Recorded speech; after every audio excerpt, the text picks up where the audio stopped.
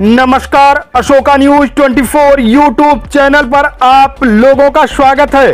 अशोक कुमार मौर्य के द्वारा आज की फटाफट खबरें दिखाते हैं। ट्रैक्टर की चपेट में आने से अधेड़ व्यक्ति की हुई मौके पर मौत।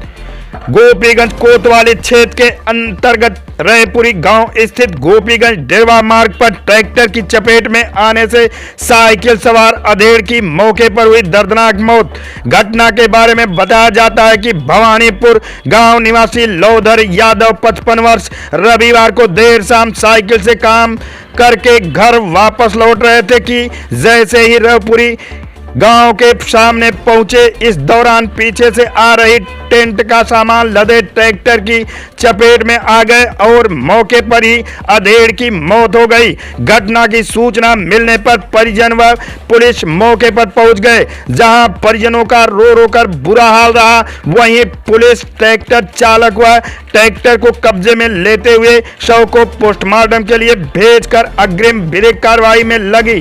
बताया जाता है कि लौधर यादव हैंडपंप बनाने के मिस्त्री थे और गोपुर में हैंडपंप बनाकर घर वापस लौट रहे थे। लौधर को 3 पुत्र 2 पुत्री का होना बताया जा रहा है। 2 पुत्र बाहर रहते हैं, 1 पुत्र घर पर रहता है।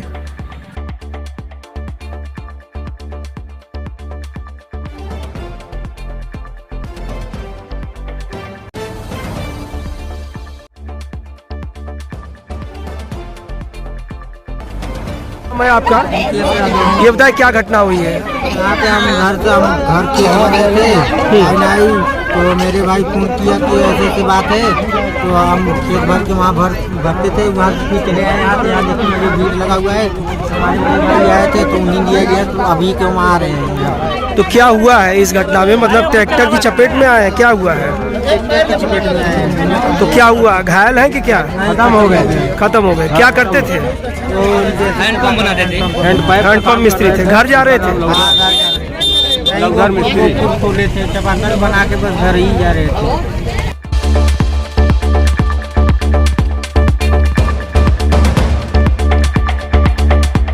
जनपद जौनपुर से एक बड़ी खबर।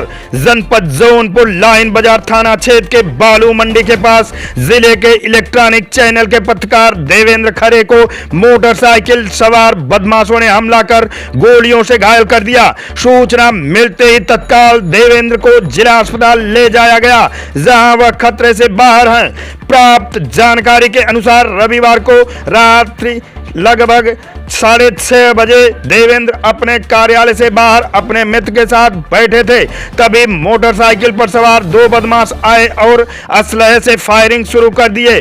देवेंद्र खरे ने किसी तरह भागकर अपनी जान बचाई। अपराधियों द्वारा चलाई गई गोलियां उनके मोबाइल को तोड़ते हुए हाथ में लगी, जिससे वह घायल हो गए। आसपास के लोगों ने बदमाशों को दौड़ाते हुए मड़ियाओं की तरफ भाग गए। फिलहाल पूरे मामले की जांच की जा रही है। ये अभी कुछ समय पहले ये सूचना प्राप्त हुई थी कि देवेंद्र खरे जो हैं इनके ऊपर किसी के द्वारा हमला किया गया, जिसमें कि अभी फिलहाल इनको उपचार के लिए हॉस्पिटल में एडमिट करवाया गया है।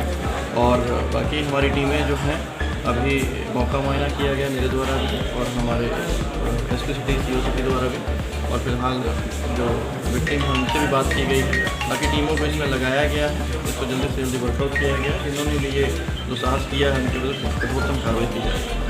पूछताछ में कुछ बात सामने आई है सर?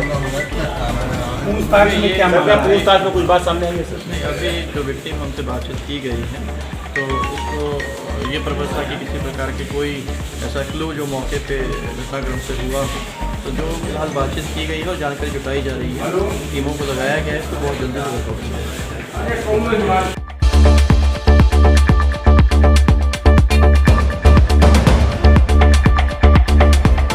रंग भई एकादशी होली शबे बारात को लेकर चला मंथन।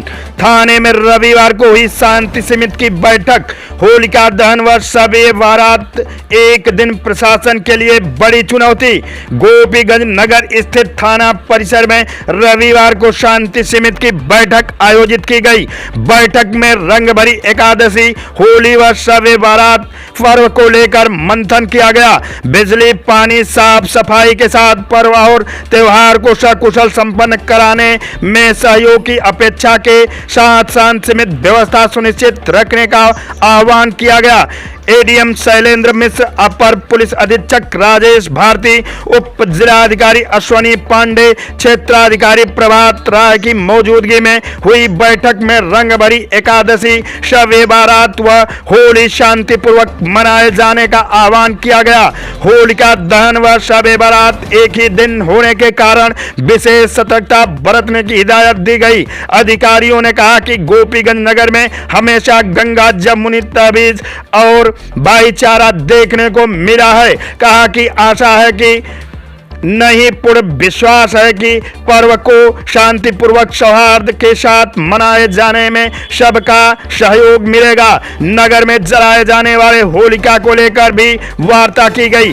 पर्व के दिन पेयजल, विद्युत आपूर्ति, साफ सफाई को लेकर भी विचार विमर्श किया गया।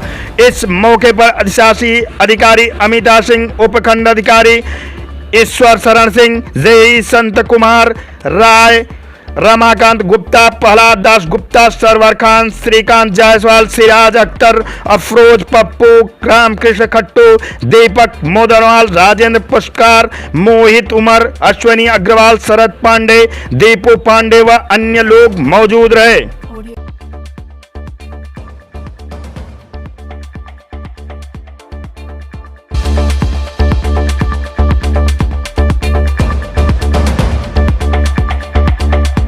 शोक सभा श्रद्धांजलि दिनांक 26/2/2023 को अशोक महान सेवा ट्रस्ट, पटेल नगर, ज्ञानपुर कार्यालय, जनपद भदोही में मौर्य विकास समिति के तत्वाधान में स्मित शेष बाबू शीतला प्रसाद मौर्य, निवासी मदईपुर खमरिया, मौर्य कारपेट इंडस्ट्रीज के शोक सभा का आयोजन समिति के अध्यक्ष अरुण कुमार मौर्य के अध्यक्षता में संपन्न हुई।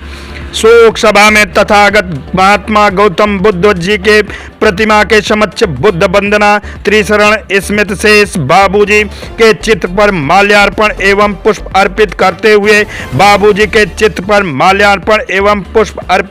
हुए भावभीनी श्रद्धांजलि दिया गया।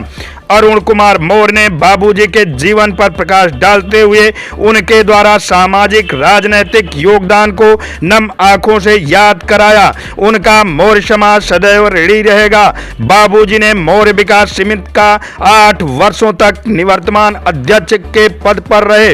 उन्होंने बेशकीमती अपनी जमीन ज्ञानपुर में छात्रावास निर्माण हेतु लगभग 5000 स्क्वायर फीट जमीन देकर मौर्य समाज को जो नई दिशा देने का ऐतिहासिक कार्य किए, उसका मौर्य समाज सदैव ऋणी रहेगा। श्रद्धांजलि सभा में उपस्थित अरुण कुमार मौर्य, जिला अध्यक्ष जयराम मौर्य, पूर्व जिला अध्यक्ष संरक्षक नंदलाल मौर्य, पूर्व जिला अध्यक्ष संरक्षक मंडल राजेश कुमार कुशवाहा, अन्य कार्यकर्ताओं के साथ बहुत से लोग उपस्थित रहे।